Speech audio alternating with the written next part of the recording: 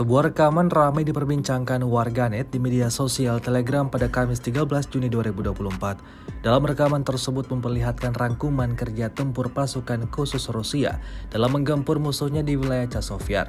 Pejuang pasukan khusus distrik militer selatan pada hari libur bahkan lebih aktif mengidentifikasi unit dan personel militer angkatan bersenjata Ukraina dan kemudian bersama dengan artileri menghancurkan mereka. Serangan diluncurkan di titik yang berbeda-beda tanpa jeda. Hasilnya, seperti yang terlihat dalam rekaman, ledakan dahsyat terjadi secara bergantian di semua titik pertahanan Ukraina yang terdeteksi. Hingga video ini beredar, beragam komentar dituliskan warganet.